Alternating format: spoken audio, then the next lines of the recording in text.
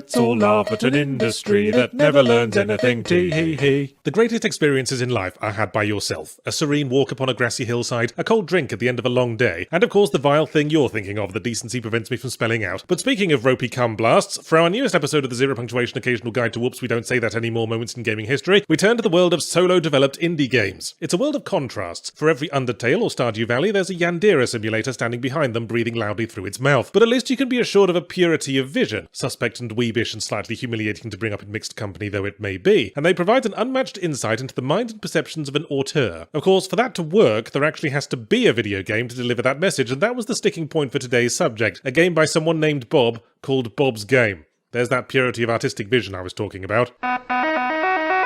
In August 2008, the president of Mauritania was deposed in a military coup, 11 mountaineers died in the K2 disaster, and then something really tragic happened. Some dude called Robert Poloni released a trailer for the 16-bit style pixel art RPG he claimed to have been working on for the last 5 years and had just about finished, and the response worldwide was a resounding, okay. Literally titled Bob's Game, and looking about as good as one could expect from a game whose lead artist, when the project started, just about knew how to draw the curtains, the response was generally positive and the trailer clocked 100k views, which these days is worth about half a McDonald's sandwich, but was a minor phenomenon in 2008 YouTube dollars. It had its charms and viewers expressed an interest in playing, even while it wasn't entirely clear what the game was even about, or why the creator was grandstanding so much about it being a solo project, when the solo created Cave Story that basically codified the modern concept of PC indie games had eaten that particular lunch years ago. But in the mind of its creator, Bob's Game was so much more than a pixelated distraction any halfway competent RPG Maker user could have farted out in a month. Bob's Game was a vision, one to which only one platform could do proper justice, and that was a Nintendo handheld, so he eschewed the small publishers that expressed interest and applied for an official Nintendo DS development kit. Now, Nintendo is a big company with a lot on their plate between making Mario pencil cases and removing Princess Peach panty shots from Smash Bros, so they did with Poloni's application what they presumably do with any correspondence from wide-eyed random no-name twats, shunted it to the end of the priority list between trimming Donkey Kong's eyelashes and designing a controller that doesn't suck. And this is where the story of Bob's Game takes its whoops we don't say that anymore turn. You might charitably say that Robert Poloni was one of those people who had little time for the world outside his own mind. I might less charitably say he had his head so far up his arse he was getting teabagged by his own gallbladder. And he didn't seem to understand that the game's significance within his own life didn't translate into significance to anyone else. As the wait for Nintendo's response stretched into months, Bob decided that this was some conspiracy or deliberate snub rather than, say, Nintendo having literally anything better to do, and so he declared that until they acknowledged the game he'd sequestered for 5 years to make, he would publicly protest by sequestering some more. Now with a webcam on him and with the doors locked for 100 days. This was successful in that it made him famous amid that sector of the internet that loves to encourage weirdos, especially as he posted a series of increasingly deranged blog posts declaring himself the greatest game designer who ever lived, and accusing Nintendo, multi-billion-dollar company and controller of many of gaming's best-known IPs, of being jealous of him, penniless suburban twat. Exactly how much one should read into all this is debatable, as after the 30th day of his protest, when he appeared to be lying motionless in a ransacked bedroom, he claimed to both the internet and the nice helpful police officer that broke down his door that it was all pretend. The protest and insane blog posts had been a viral marketing campaign that we'd all fallen for, like the credulous, normal-brained people we were. To which the internet responded with a resounding,